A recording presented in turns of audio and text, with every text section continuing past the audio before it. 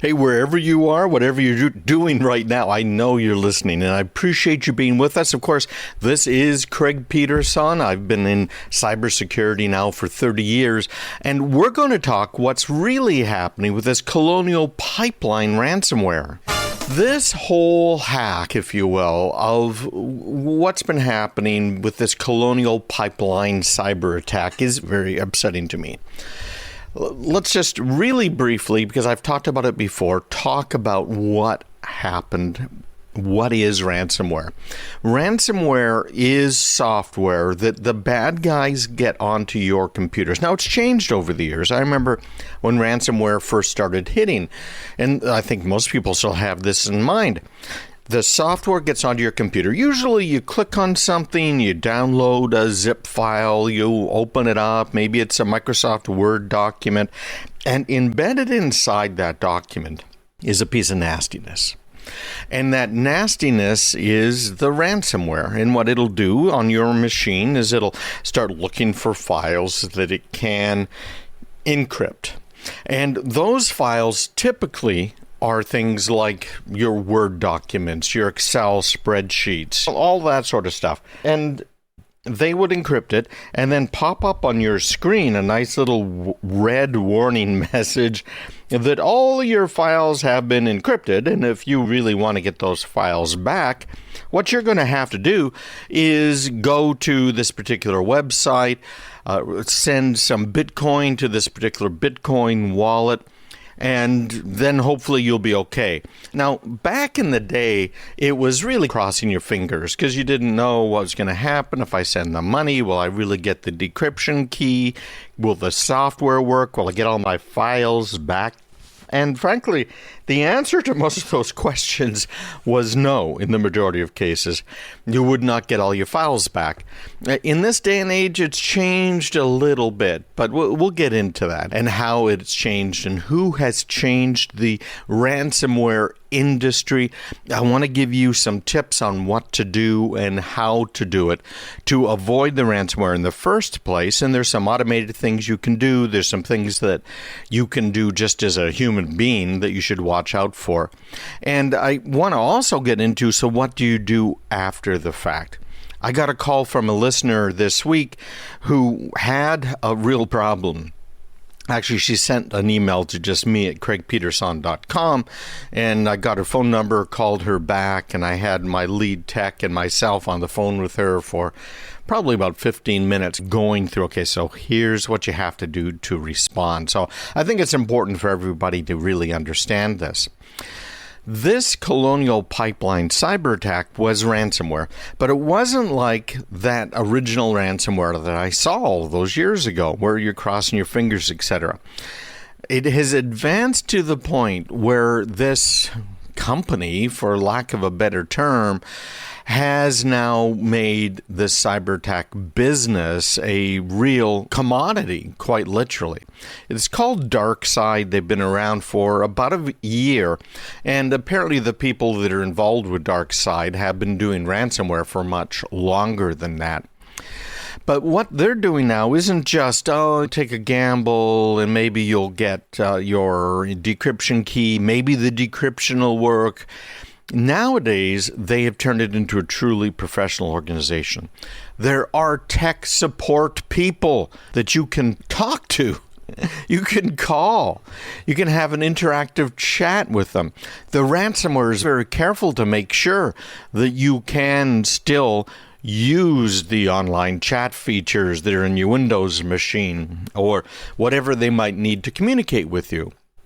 And the tech support people will say, oh, yes, I'm sorry that happened to you. Let me help you fix it. What you have to do is go to this website and buy Bitcoin. First, you have to set up a wallet.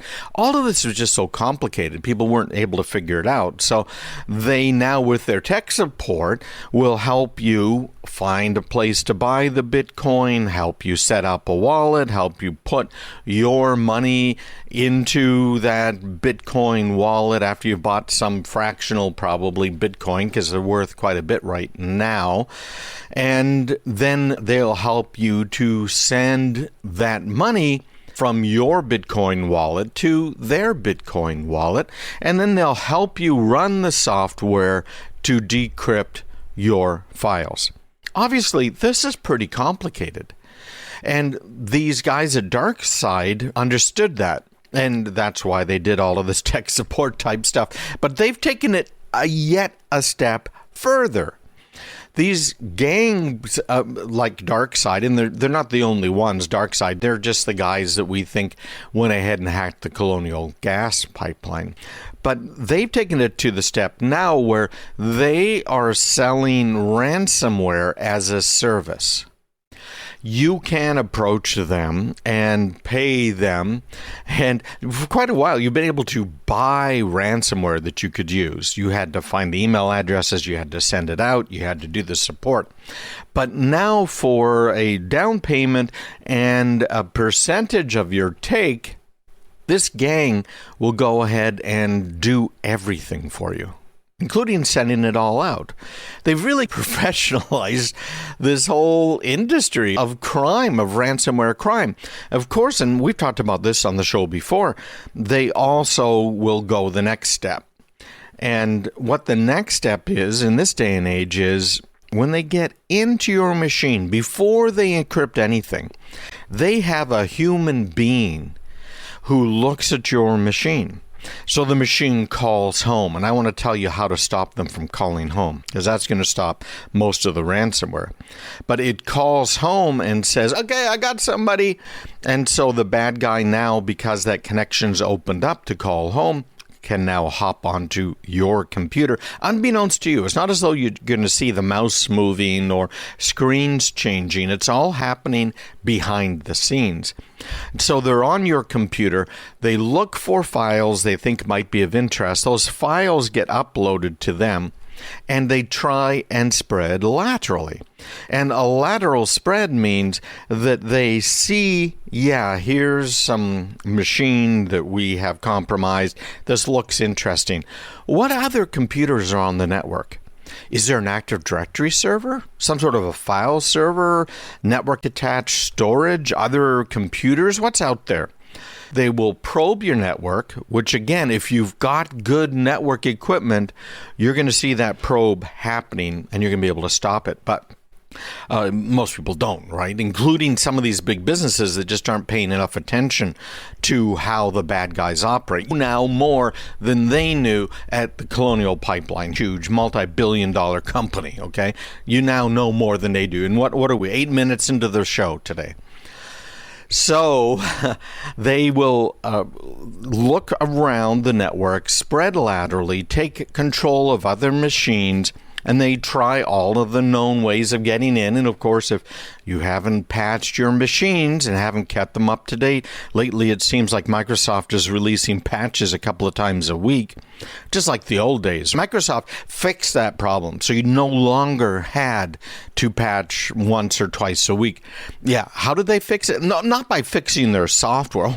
Oh, no, heaven forbid, no. Why would Microsoft fix their software? No, what they did is they came up with this concept of Patch Tuesday. So once a month, they'll just release all of the patches for all of the vulnerabilities that have been found that they know about and that they could patch readily. Is that insanity or what?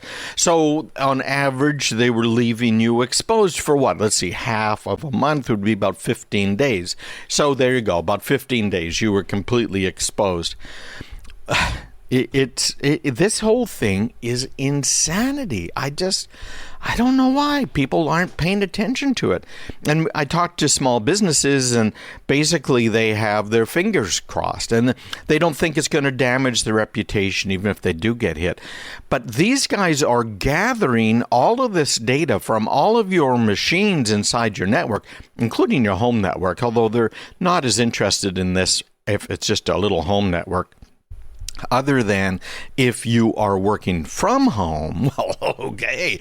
Are you silly enough to use a VPN that's not configured right, or the wrong kind of VPN? Okay, hey, yeah. So what we'll do now is we will spread laterally over to the business computers and all of the other people working from home that are also VPN'd in properly into the business network, so they can just spread like crazy. It is absolutely amazing that we're not doing more. I'm not calling for the feds to get involved with this because they will almost certainly make everything worse. I'm just shaking my head here thinking about all of the potential problems. They can't even get this whole net neutrality thing straightened out. But DarkSide then has your files, and they do what I talked about a couple of weeks ago here on the show. They hold your files ransom by threatening to release them. Look at what happened to Metro PD, the Metro Police Department in Washington, D.C., just a couple of weeks ago. Yeah, they got into Metro PD's computers. They spread laterally. Hey, look at what we found. They threatened to release these files they had found of all of the confidential informants. Their phone numbers, addresses, names, cases that they're involved with, etc. Yeah, again, they're not taking it seriously. There's a lot we have to do. There is a huge problem out there right now. And the problem has to do with these ransomware gangs. And there are quite a few of these gangs out there, frankly. And one of them, called DarkSide, has nailed the Colonial Pipeline. What happened is the ransomware got into their network. We don't know the details yet. I've heard a lot of rumors. I'm not sure.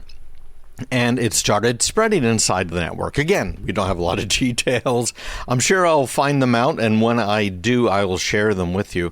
But it spread, and the guys over at Colonial Pipeline said, we better shut down the pipeline because we don't want the ransomware to cause serious problems. Think about what could happen with a pipeline.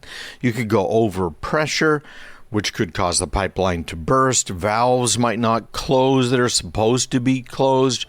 It's going to really affect the whole flow of everything in the pipeline. And remember, too, you have one pipeline that carries multiple different fuels. So they stop it from carrying gasoline, for instance, they switch to diesel. They switch to jet fuel. They switch to gasoline. They switch to home heating oil.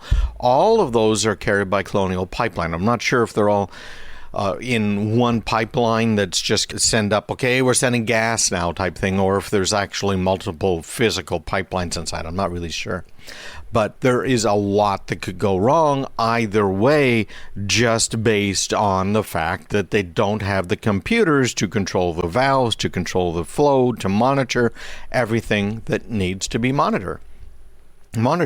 So DarkSide is at the very least holding their computers hostage. We don't know at this point if Colonial Pipeline is going to pay the ransom.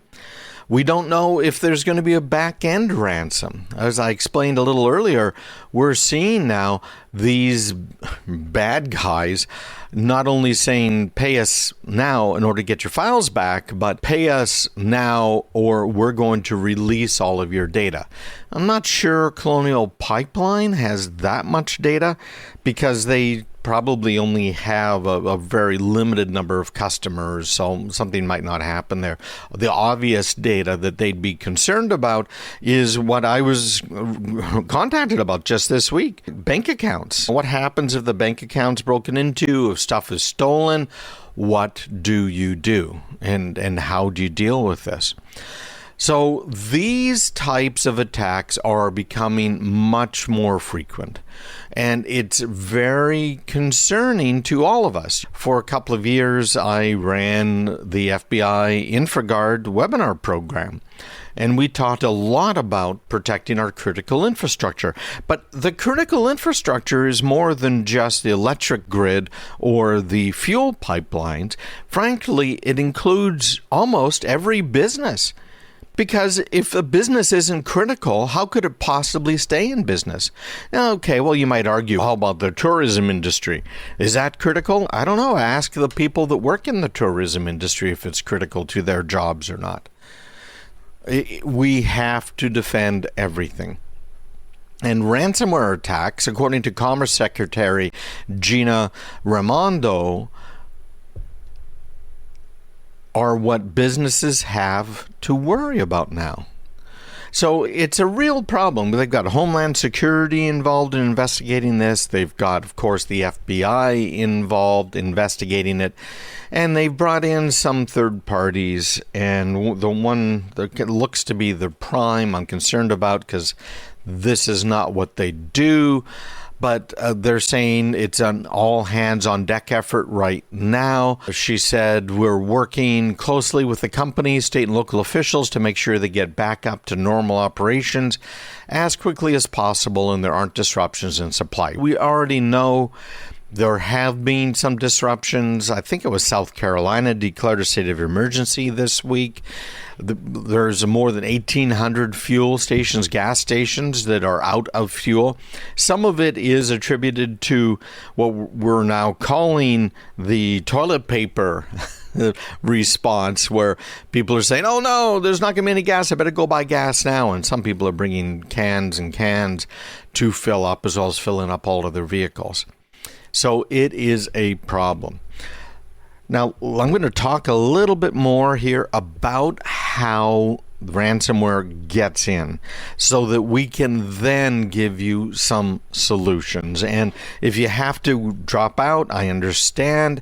You can listen to this whole show as a podcast. Just go to craigpeterson.com/podcast and you can get all of the details there. I even post these automated transcripts. They're not like an absolute type transcript, but it's pretty darn close. So again, craigpeterson.com/podcast, and you can listen there if you missed part of it today. Ransomware has to get onto your machine. Now, there's a few ways it can get onto your machine. There are a number of different types of attacks, but the biggest one that's typically used is called a Trojan attack. And a Trojan attack is kind of, as the name implies, you think that it is something other than what it is, the Trojan horse. So the software that supposedly your friend sent you via email that you're downloading, it's not really good software, it's really ransomware, disguised as maybe a Microsoft Word document, macro. There's a lot of things that it could potentially be. But that's one of the ways, and the most common way it gets in. There's other ways as well. They can exploit vulnerabilities in software that you're running. So if you're not keeping your machines patched up to date, it could get in using either a zero-day attack, which there's nothing much you can do about those other than having a great firewall. So that's why I recommend having a real high-end one, a good Cisco firewall. There's some other brands out there that are pretty darn good. And there's reasons that I like the Cisco over some of the other ones. And it is what we sell because I think it's the best out there. But having a real high-end firewall can stop these zero-day attacks. A zero-day attack is where the bad guys are using a vulnerability in your computer that is currently unpatchable. The vendor, Microsoft, whoever it might be, has not come up with a patch for it yet. So the bad guys say, hey, Day, let's just get into machines, and then they can remote control your machine, install the malware, usually the ransomware nowadays, and go off on their own. That's the number one way they get in. Now, if you've been listening to this whole show so far today, what has happened is once you have the ransomware calls home. Now, there's a number of different pieces or classifications of software that call home. One of them is ransomware. So it gets on your machine, it calls the bad guys up and says, hey, here I am, what do you want me to do? And usually the bad guys, if it looks like a decent target, hop on your machine, poke around, try and spread laterally, as I explained. In some cases, what it does is it just uses your machine, particularly if it's just a home machine and there's nothing particularly valuable on it. It uses that home machine now as part of a botnet. And it uses your machine that it's taken over to attack other machines. And unless you're paying a lot of attention, you probably don't even know that it's happened.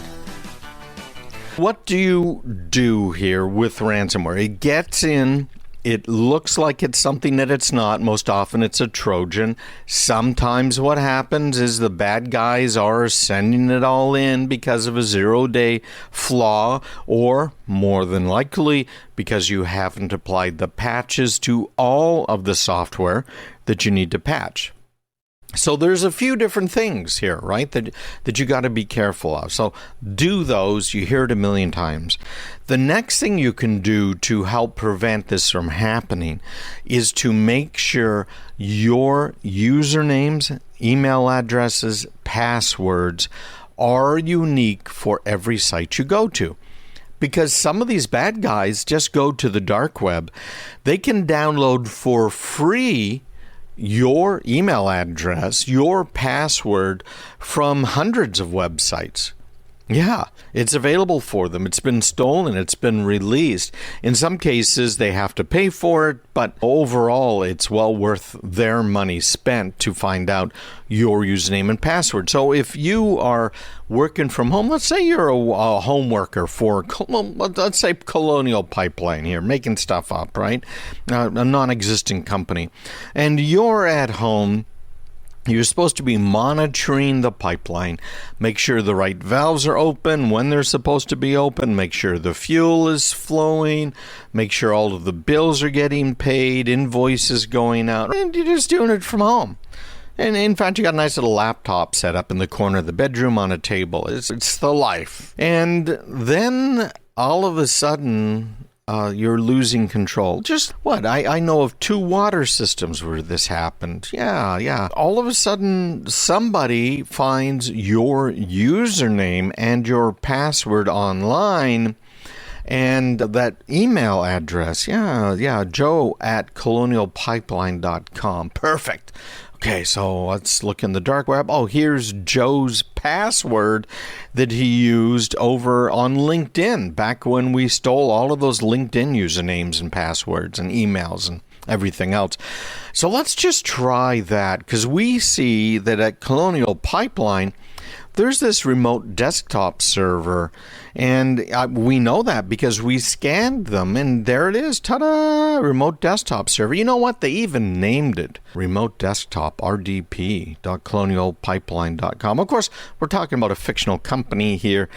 But so they now got a username, an email address, and a password that has been used by Joe on one or more other websites. So what do? They say, I'm going to try. Let me see. I'm going to connect right now to the Microsoft Remote Desktop server at Colonial Pipeline.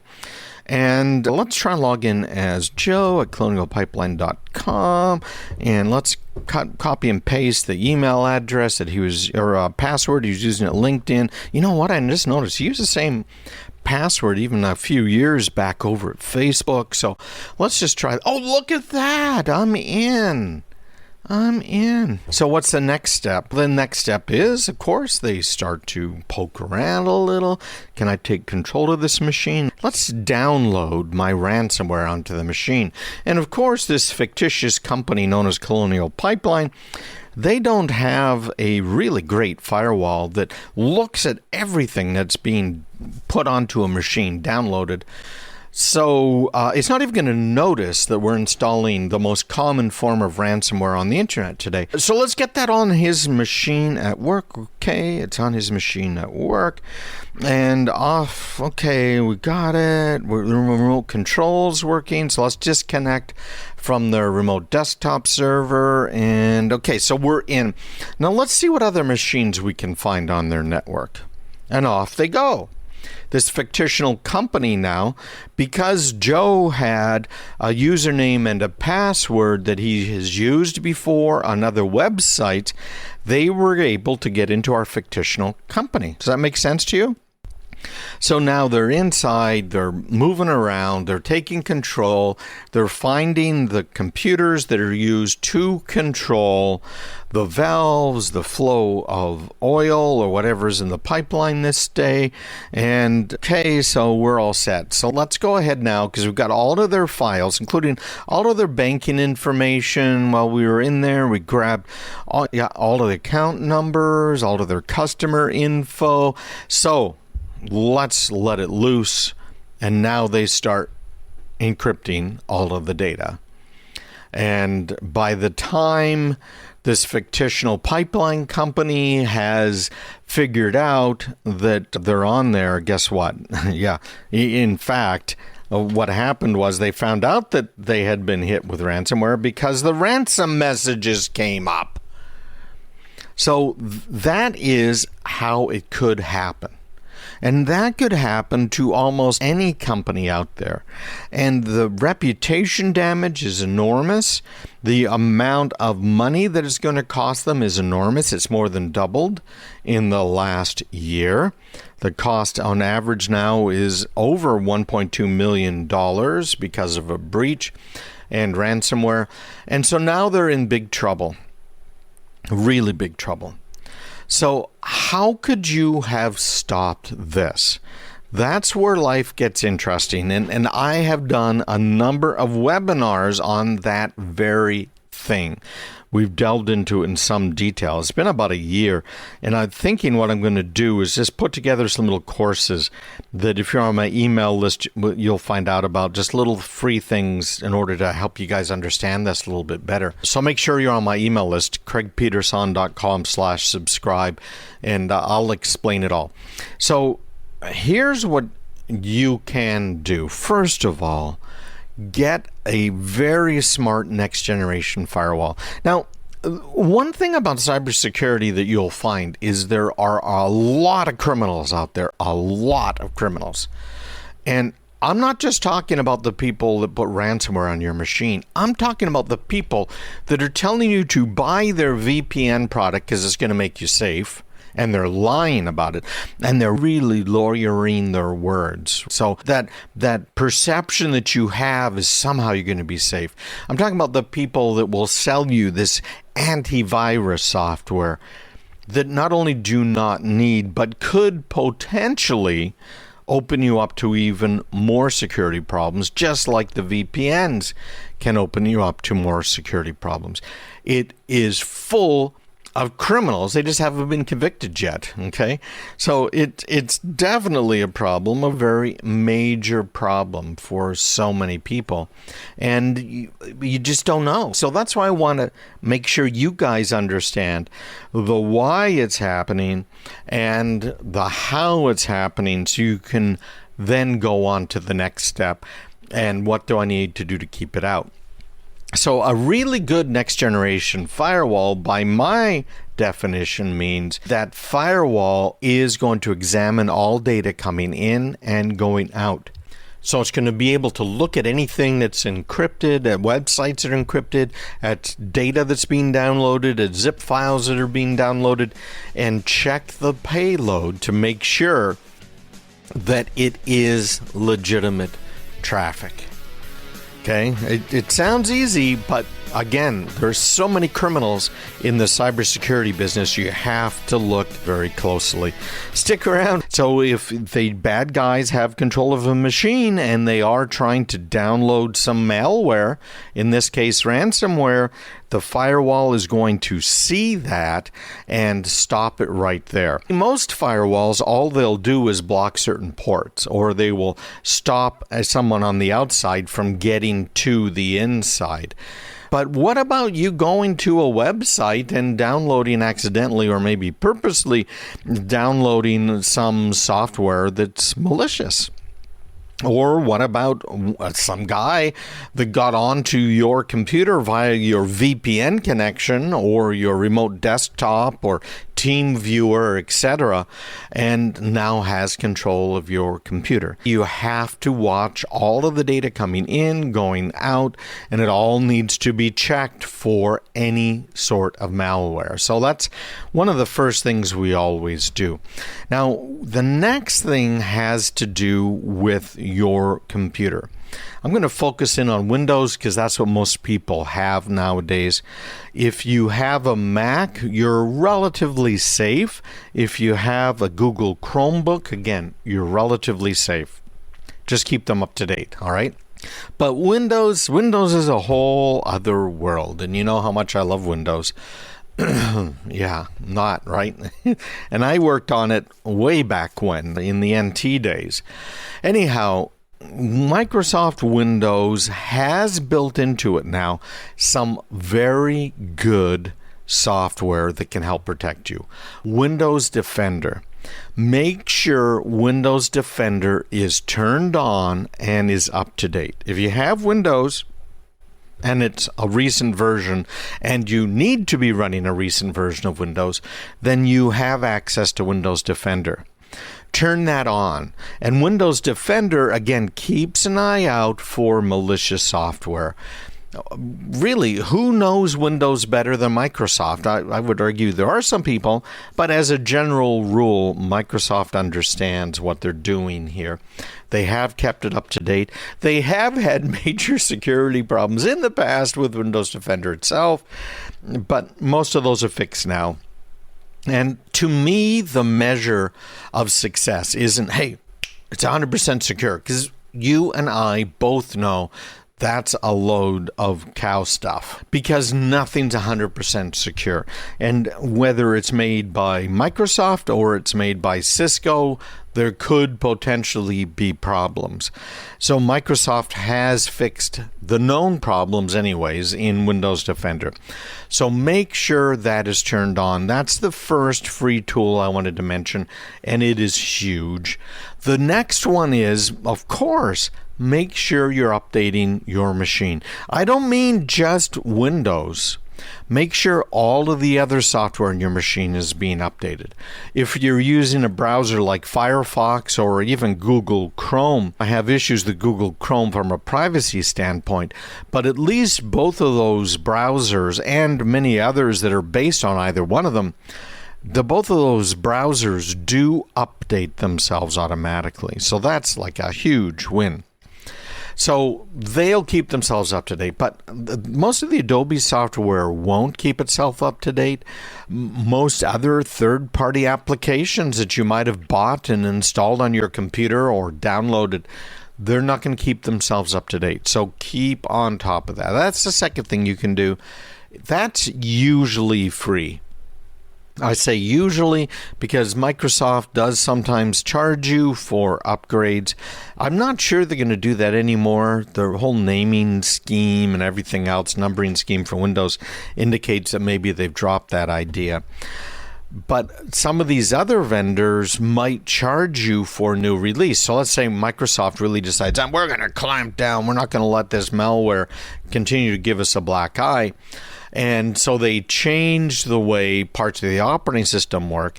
And so that software you're using for your customer management, billing, whatever it might be, requires an upgrade, which of course that vendor is going to call a major upgrade. And now you've got to do the upgrade, and you've probably got to pay them in order to get your hands on that upgrade. So that's why I said usually free, not always free.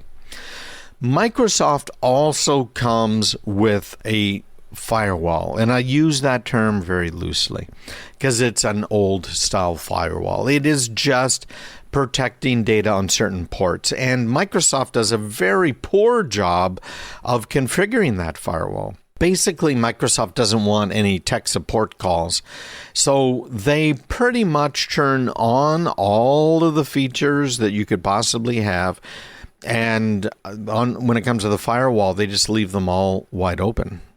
To me, that's a huge problem. So, yeah, the firewall is turned on by default on Windows. It is, by the way, off by default on your Mac.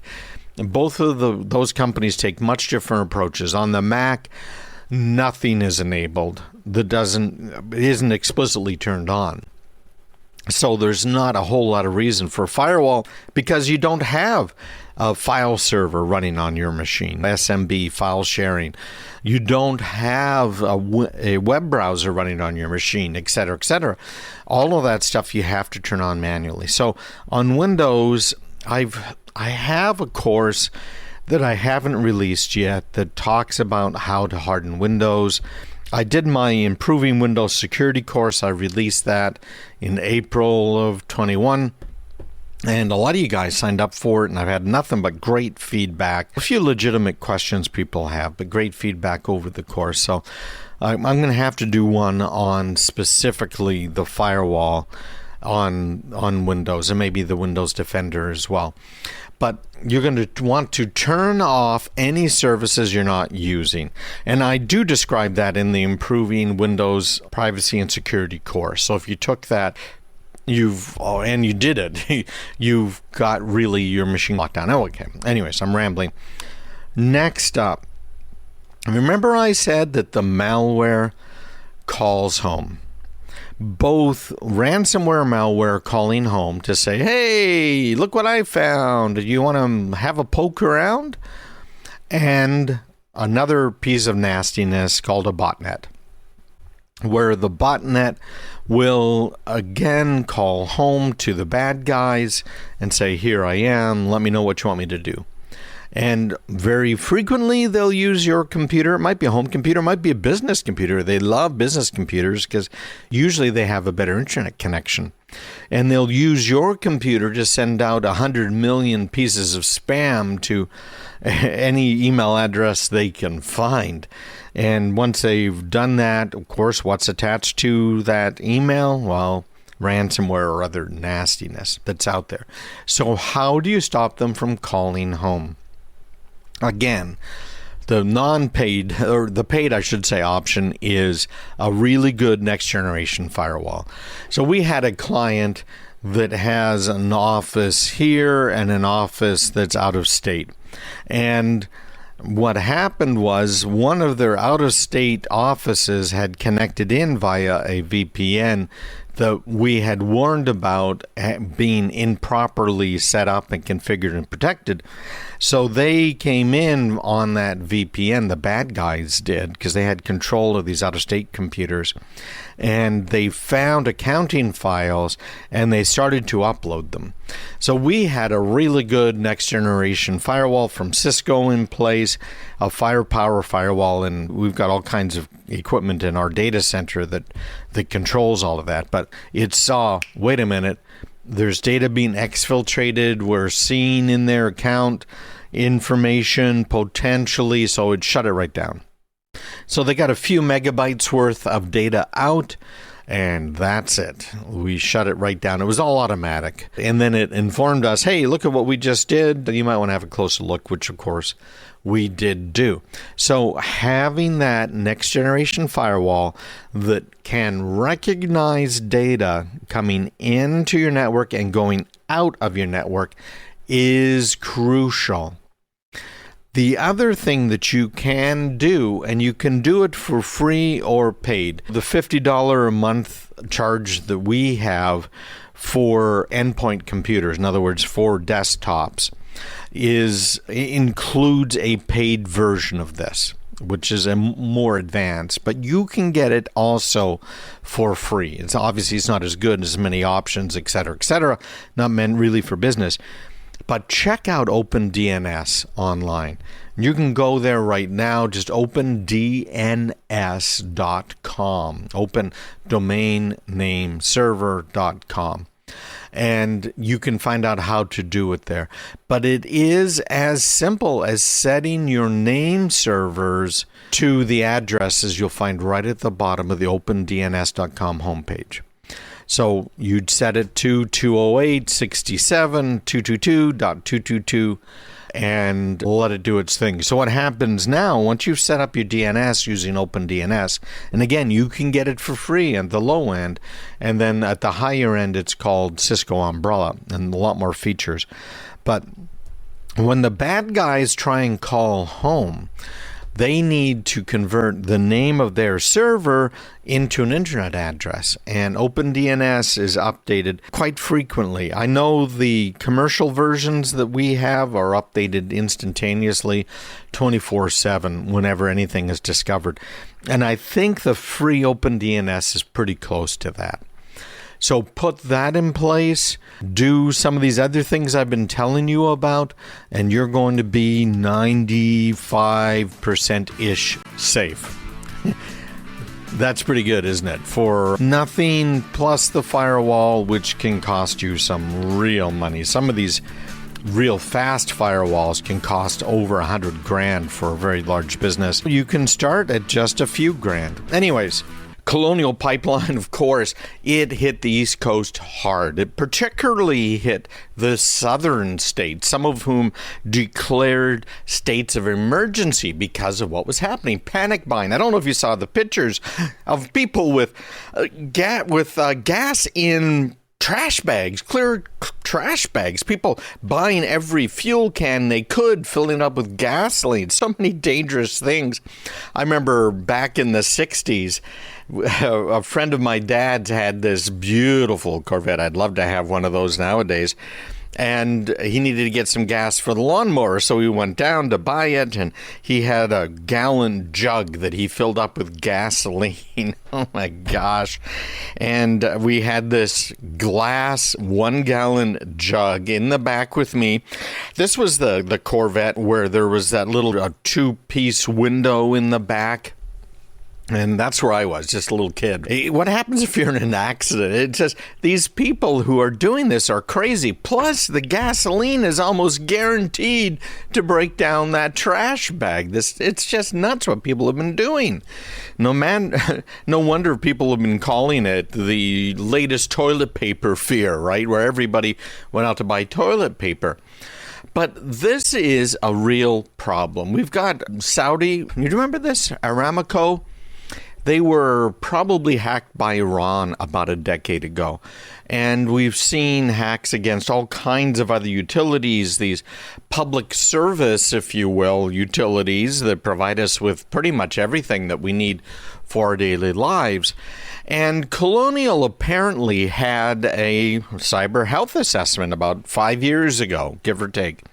Now, it sounds like it was the same thing that we do for businesses, a paid one versus the free ones. And I've got a checklist that you can use. I'll send it to you. All you have to do is ask me for it, and you can use that to get an idea of what are the things you should be doing to prevent this, what are the things you can do as well. And if you listen to the first hour of today's show, of course, I went through some of the free things you can do as well to help prevent all of this sort of thing. So they did go through a cybersecurity analysis, and apparently they did not follow through on all of the recommendations. And as I started out this segment today, one of the things that's really probably behind this is because they didn't know what they needed to do. So many of us are using people who are great people. They love computers. They've been learning a lot about cybersecurity, but none of us know everything. And unfortunately, so many of us just don't know enough. And we're talking about over 1 million to 2 million open jobs in cybersecurity. So everybody's hanging up their hat. Everybody's putting out a shingle saying, I'm a cybersecurity expert person. I've got months, maybe even years worth of training. That's all well and good, but you still need to have a third party come in and look, and then you have to follow the recommendations. That's the other big problem I found, is businesses just not following the recommendations, and then we get calls back. On average, I think we figured it out a couple of months back. It's like 8 months after we do a cyber health assessment for someone, they come to us and say, yeah, we got hacked. Can you fix this for us? And in some cases, we're able to close things up and help them out, just like the phone call they had this week. And they had taken some of the right steps to make sure that they shut down these hackers. But there's a lot of things they just plain didn't do, and that's a problem, right? We have government contractors that are subs, and sometimes these guys have the primary contracts, and they're out there in the front line. They have potential prison terms if data is stolen. Now, this week, okay, it's Saturday now, President Biden signed an executive order that is starting to put teeth into these laws. If you even sell something to someone that ultimately has a contract with the federal government, you've got some serious liability now if data is stolen. And we could get into a lot of details because it happens all of the time. And people have businesses and they say, I just make X product. But the only customer for Product X is the government, and you just had all of the purchase orders stolen. And think about Hogan's Heroes, right? If you remember that show back in the 60s and early 70s.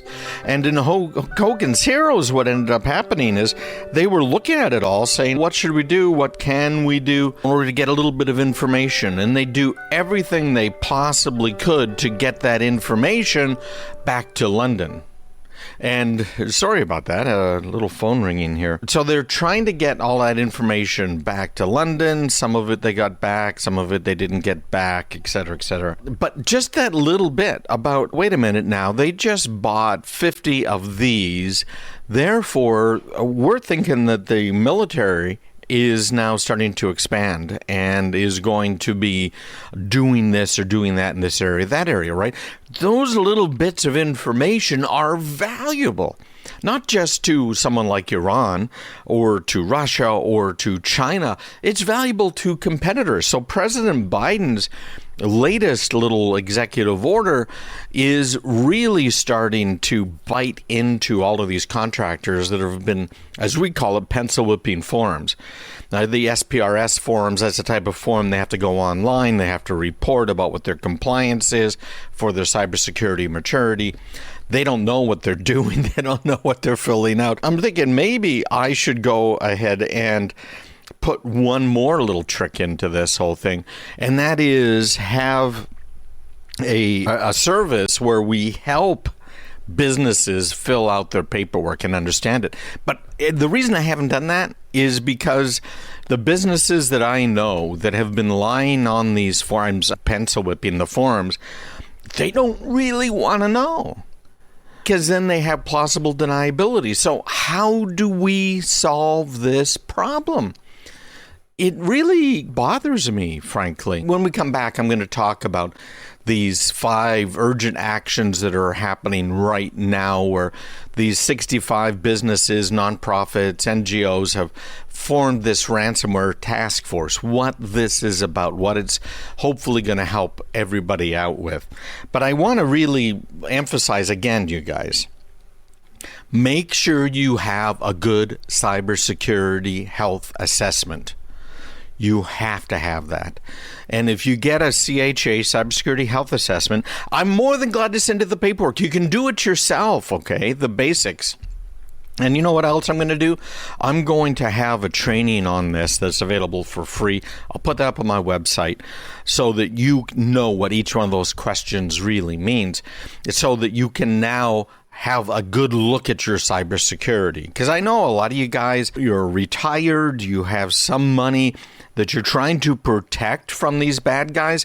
A ton of you guys are small business owners like me, right? Who I've owned and run small businesses for decades now.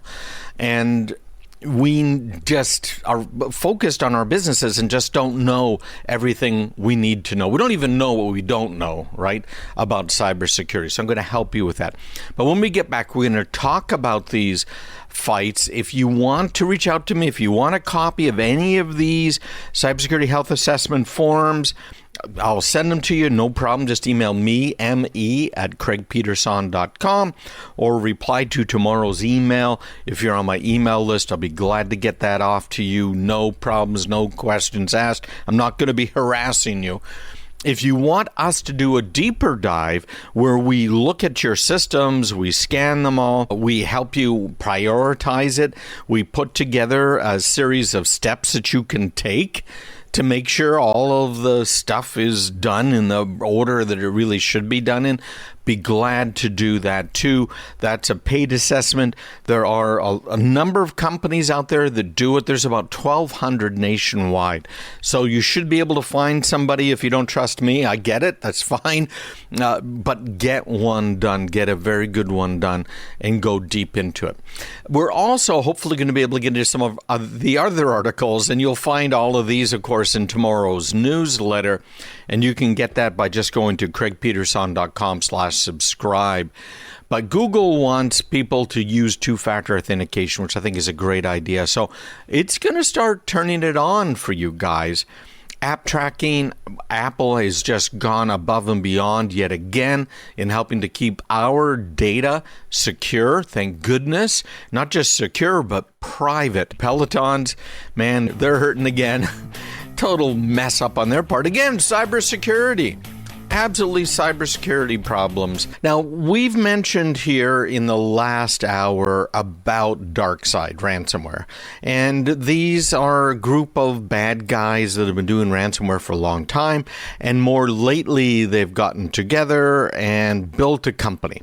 And this company actually sells ransomware services. Now, I don't mean that if you've been hacked, you go to DarkSide and say, oh my gosh, we got ransomware, fix it for us. No, they are selling ransomware as a service. And there's a huge problem with this. It's just absolutely amazing. But there's some security researchers out there who have been trying to find out, okay, who is using them. So let's give you a couple of numbers here so you have an idea of how much money DarkSide's making by selling this as a service. So they do everything. They write the software that holds your stuff ransom. They go ahead on that software and will do tech support, not just for the people that have licensed their software, but tech support for you, the poor ransomee, okay, all of that stuff. But according to what is in, let me see, ZDNet, they went and had some researchers check out the DarkSide ransomware variants website. And there's some forum posts there that indicate that affiliation with DarkSide requires 25% of the cut for ransomware payments under $500,000. And it has a sliding scale, so if you can ransom somebody for more than $5 million, all they want is 10% of the money. Can you believe this? Talking about a real business. It's just incredible. So they are out there, and they are really rampant now, and they've been doing it since last summer. This whole double extortion tactic, it's something they've really fine-tuned, where they say, pay us and we will decrypt your data, or at least we'll give you the key and help you decrypt it. Or don't pay us now, but pay us later so we don't release your data. As I mentioned, that's what's happened with the Metro D.C., Washington, D.C. Police Department. They got the data out of the police department, and they're threatening to release it if the D.C. police don't pay the right money to them. So these guys, these researchers, in this particular case, it's FireEye, said they have found 5 groups that are doing ransomware that are linked with the DarkSide bad guys. And they've got these letters, numbers. It's not real names. It's just what they've been labeled. But I wanted to go through here what these different affiliated DarkSide ransomware gangs are doing. So there's the one here. We'll start with one. We'll run through all 5 and what their tactics are. But this first one, which is identified as UNC 2628, has been active since February this year. Now, remember how I mentioned how they'll get into your network and then they'll start to move laterally within the network? They'll try and infect other machines. If they get onto your home machine, they'll go through the VPN that you're using to connect to the office. And once they're there, they'll start spreading between office machines. And there's some thinking that has actually happened in the case of the Colonial Pipeline. We'll know more details, I hope, fairly soon.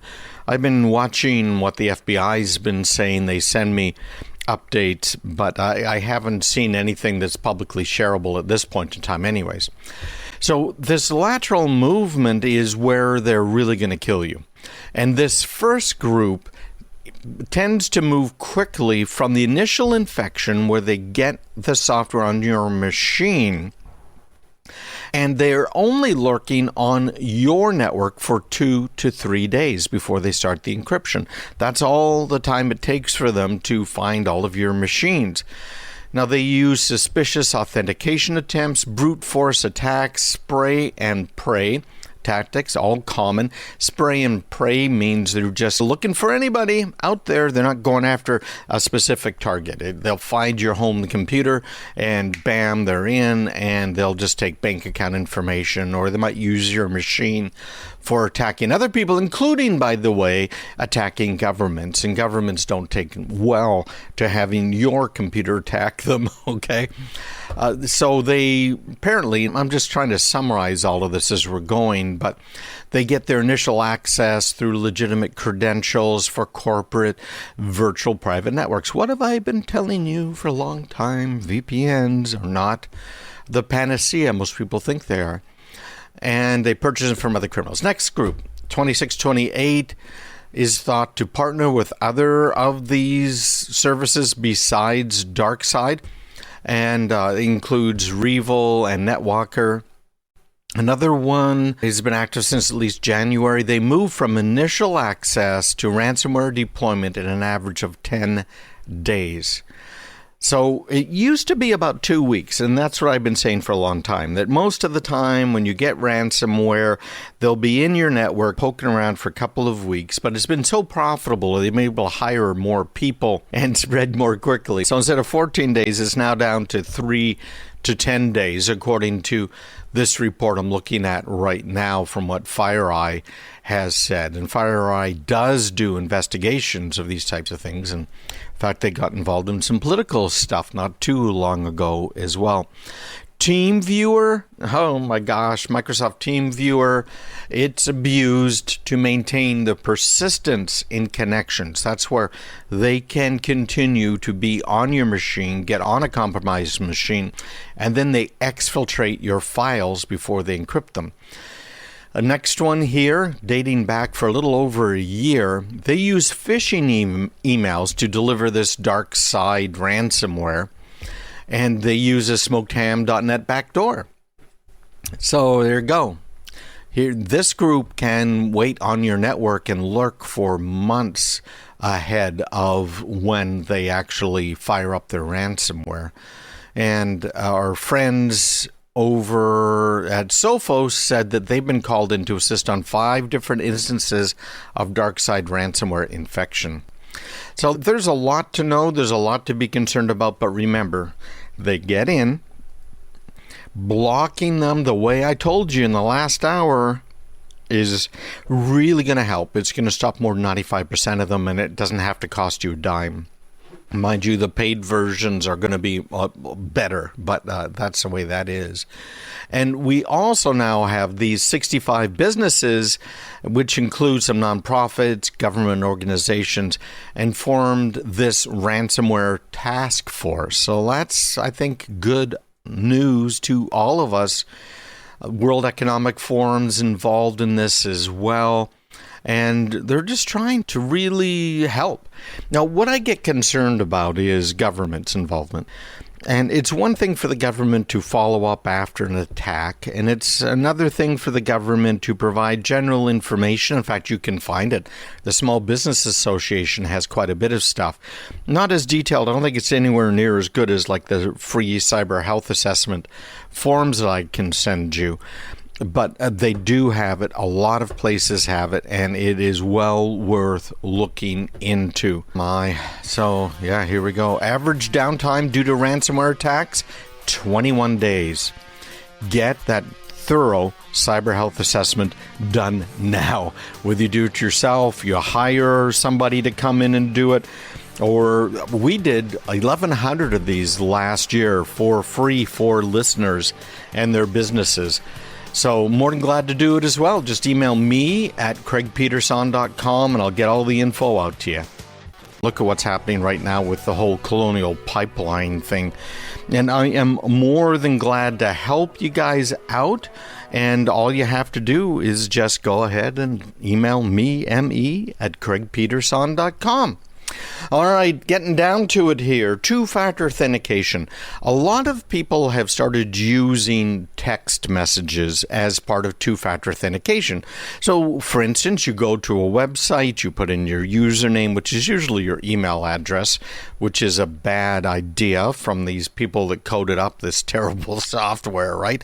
You should be able to choose your own username so you can have a different username on every website. And then you put in your password. And of course, you guys, best and brightest, you are using different passwords on every website, and hopefully you're also using a password manager to keep track of it all.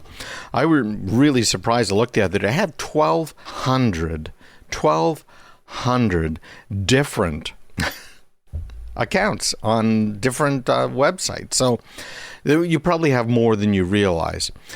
But SMS, text messages, are not the best way to do two-factor authentication.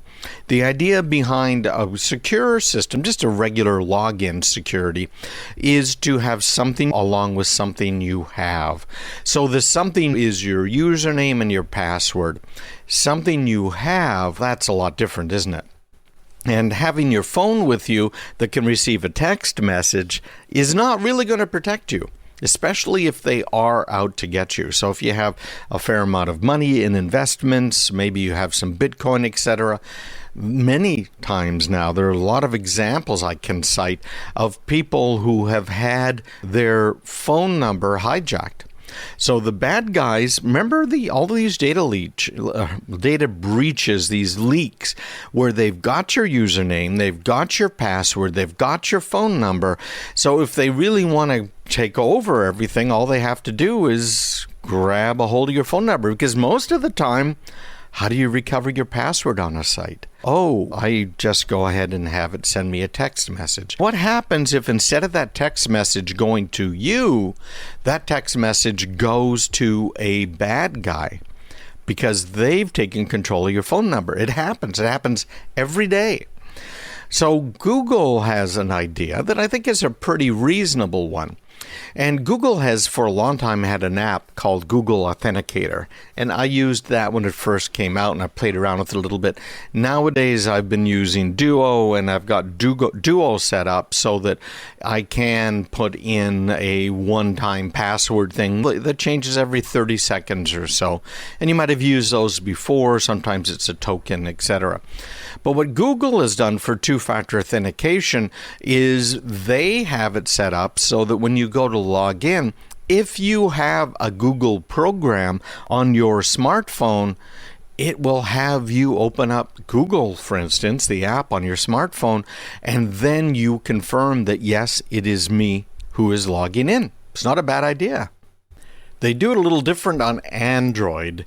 Google's prompt is a full screen pop-up, is built into every Android device as part of Google Play services, so it's really pretty easy.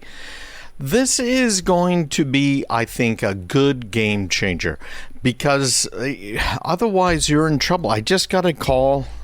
This is just crazy. What a week this week, from another listener whose church, this particular church, had been basically hacked. And their main email account was hacked, into the bank accounts. It just goes on and on. And it smells like they may have access to his text messages, which are used for account recovery. So this type of two-factor authentication thing that Google is pushing out, I think, is a very good idea. They're becoming a little more proactive, and I think it's going to be good overall. We'll see how this all goes. There are some other ways to do it. I think maybe some better ways, but this is not a bad way. Now, speaking about privacy versus security, we've been talking so far about security. That's what two-factor authentication is all about. And if you want a little privacy, Android/Google is not the way to go. You know that already. I say every time that you should be using DuckDuckGo, not Google, to do searches online to find stuff. Well, Apple released their newest version of iOS, which is, of course, the operating system for the iPhone and for the iPad. and I guess the iPod, right? Like the iPod Touch and stuff. But this operating system has now code in it that pops up and asks you if you want to allow an app to track your activity across other companies' apps and websites. This, I think, is a very good thing, at least that they're trying to track you, right? So Facebook has been complaining about this for a long time. The experts said probably 40%, maybe 60%. Let's call it 50% of people will allow the app tracking. It turns out that 96% of users in the US have opted out of app tracking in this latest version of iOS, which to me makes a lot of sense. In other words, only 4% of people said, yeah, you can track me. What does this mean? Obviously, to you as a consumer, it might be good. It actually might be bad. Again, if I want to buy an F-150 pickup truck, I want to buy an F-150 pickup truck. Now, maybe you could try and talk me into buying a Dodge or Chevy or something else. I get it. But I want a pickup truck. I don't care about seeing ads for women's pajamas or you name it. I'm looking for a pickup truck. So I want to see ads that are aimed at me for something that I want. You're probably the same way. You remember those days on the internet where you were constantly getting these mail enhancement emails, and they went out to everybody because they had no idea who you were. They didn't have any information about you. And when Facebook and Google and some of these others came along, all of a sudden you were getting more relevant information. By not allowing them to track you, you are going to be getting ads that maybe aren't as relevant as they used to be. Now, on the other side, it's nice not having them track you because it's none of their business. But I think it's overall a good thing. It reminds me of Tom Cruise in Minority Report, where he's walking past those billboards and they scan his eye as though that's possible from that distance, and they recognize him as, what was it, Mr. Tadashi or something, definitely not him, and they were trying to sell him something that was tied into what Mr. Tadashi had purchased before, and the billboards just thought it was Mr. Tadashi, not the Tom Cruise character. So this is going to change quite a few things. If you are a business, you're going to have a little bit of a harder time trying to track people, which also means, by the way, not just track people, but find people that are of interest to you. I want somebody that's a white male in his mid-40s who drives an F-150 that is 10 years old, which means, okay, he's probably going to buy another one. You're going to have a little bit of a harder time with some of that tracking. So it's going to cost you a little bit more for some of the advertising. But I think it's also going to drive down the cost of ads on some of these platforms because they're not going to be able to target as closely as they could before. All right, really, we're everywhere. All you have to do is you can find the podcast, you can go to tunein.com, and of course, you can just ask your Amazon Alexa, play WGAN, and off she'll go. There are so many articles to talk about this week. You'll find all of them in my newsletter. And what I typically do in the newsletter is not only do I go through hundreds of articles and put together a collection of what I think are the most important ones, the best ones for you guys to be able to follow, but I also send you right to the person's website that put the article out. So they get a little bit of credit. Maybe they get a little bit of advertising revenue, that revenue we talked about in the last segment today. But I think that's the way to do it. Only fair to everybody involved. Although, obviously, I'm adding a lot of my own commentary.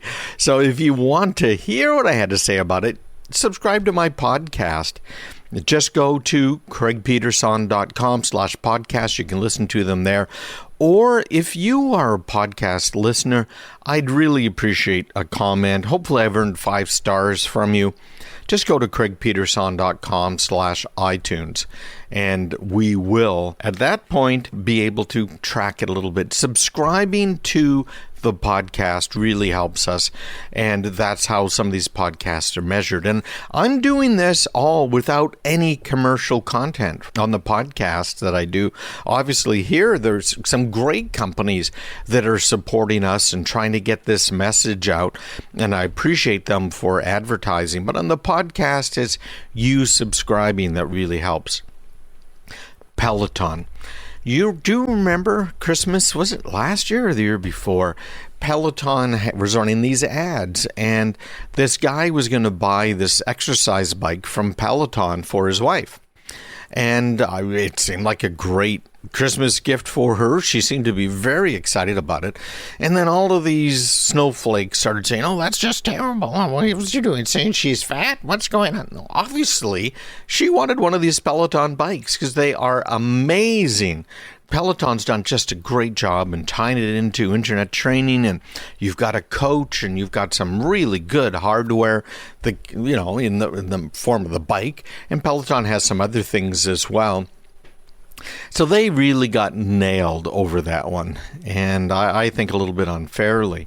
And then we also had here, within the last, week, 2 weeks, a recall by Peloton on 2 treadmill models. And this was following the death of a 6-year-old child who was pulled under one of these treadmills. Isn't it terrible? I know I've gotten caught up in them before as well. And the Consumer Product Safety Commission said that the recall decision took some intense negotiation because they're Peloton. They didn't want to get nailed for something that wasn't really their fault. But the CEO of Peloton did admit that there was a mistake here. But this is it's a terrible thing to think of. In addition to this death, apparently Peloton received at least 72 other reports, according to Ars Technica, of adults, children, pets, and or objects getting dragged under the Tread Plus treadmill. 29 children suffered injuries, 2nd and 3rd degree abrasions, broken bones, lacerations. Pretty bad all the way around. You've got moving parts. Stuff can happen. I don't know.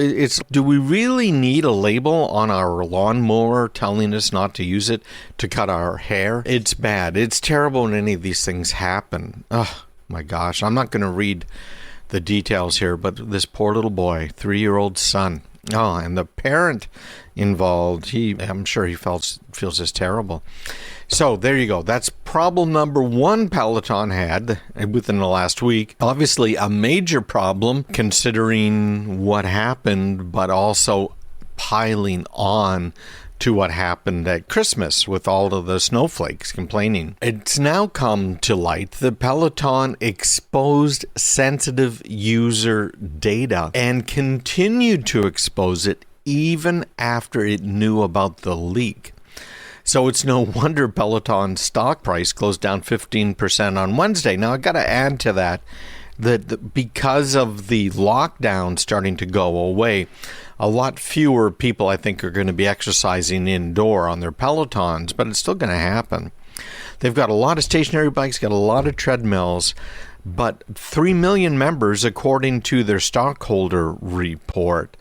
And the data exposed include the user IDs, instructor IDs, group memberships, workout stats, their sex and their age, their weight, if they're in a studio or not. There's apparently another piece of personal data exposed that Peloton still hasn't secured. And so Ars Technica, where this article was published, said, we're not going to tell you about it because it's still being exposed. It's pretty bad. Apparently, again, this is just bad programming. It's the APIs, these application programming interfaces that are used by programmers that are used to connect to cloud services, etc., required no authentication before providing the information. I was reading an article this week, too, on an API. It might have actually been theirs. But again, no authentication. Says, okay, we'll lock it down. We're going to lock it down. So how do they lock it down? They put a username and password on it. Okay, that sounds reasonable. But if you had a username and password, you could access any personal information on any API call. I didn't just restrict it to yours. Oh my gosh, yeah, totally botched fix. In fact, it looks like it was Peloton who botched that fix. Okay, move on to the next one. We've got a lot of stuff here. IRS has been, for a long time, warning people, hey, listen, if you have an asset and you sell that asset, you have to pay taxes. And we've got President Biden now saying, hey, if you invest in a company and you lose money, it's too bad, so sad. But if you make money, now you've got to pay taxes on it. And they're saying the same thing about, of course, Bitcoin investments. And not just Bitcoin, any cryptocurrency trades. Now, they have, the IRS, been granted permission by federal court in the Northern District of California to issue a John Doe summons. And what they have done is they've sent a summons off to this company called Kraken. And Kraken is a U.S.-facing arm of something called Payward Ventures, according to ZDNet. And what they've said is they want information on any U.S. taxpayers who have conducted at least $20,000 or the equivalent in cryptocurrency trades between 2016 and 2020. Now, they're not alleging that there's any wrongdoing because we know every last person that did a cryptocurrency trade and made money on it paid the taxes. And we already know President Biden is planning on increasing those taxes to over 30% right now. C'est la vie. What are you going to do? According to the IRS, convertible cryptocurrency, in other words, cryptocurrency that you can trade for fiat currency or ferns, your dollars, such as Bitcoin, may have tax liabilities. Well, in fact, it does. So keep that in mind, everybody, that you sell these things, you owe money on them, just like if you sold anything else, frankly. So Apple's, I mentioned this last segment here, but Apple's new iPhone anti-tracking feature, it is being called devastating for Facebook. And I agree with that. Absolutely agree with it. And this is from BGR.com. They've got a lot of great technical stuff up there. But Apple rolled out this new iOS update, and it's forcing developers to ask for consent before tracking users across your Apple apps, which I think is really great. But what's interesting is that Facebook is looking at a devastating loss in revenue. At least that's what they're saying at this point. Both Facebook and Instagram have come out and said that they might no longer be free. And if you block the tracking, they might start charging you. So we'll see what happens. Obviously, Facebook and Instagram can still track you within their application, although they're supposed to tell you what they're doing with your data. And if you go into the Apple App Store and you pull up, for instance, the Facebook app, it will tell you right there in the App Store. You scroll down a little bit to the privacy section, it'll tell you what it is Facebook is doing with your data. Right now, that's self-reported, but we'll see what ends up happening. Looking at these opt-out rates, it's crazy. There's a whole bunch of graphs here showing how people just don't want to be tracked. So it makes a whole lot of sense, frankly. A whole lot of sense. See, and our last one here is really, I think, of the bottom line thought for the day. Ransomware is up dramatically. We've seen triple the amount of hacks, ransomware hacks in the last year. We have seen doubling of ransomware payments. The average business that gets ransomware, it takes them on average about 9 months to get back to normal. 9 months. So I really want you guys to spend a couple of minutes. If you want me to send you, I'd be glad to, a checklist of what you can do for a self-audited here cybersecurity assessment. I'd be glad to do that. I can send it to you. If you want to have one done by a third party, by all means do it and then follow the instructions. That's something that we do as well. but I can send all of this to you. Just email me at craigpeterson.com. Please do it. An individual or a business, this is going to help you out so much. Just me at craigpeterson.com. I got all kinds of free stuff that's going to help you out.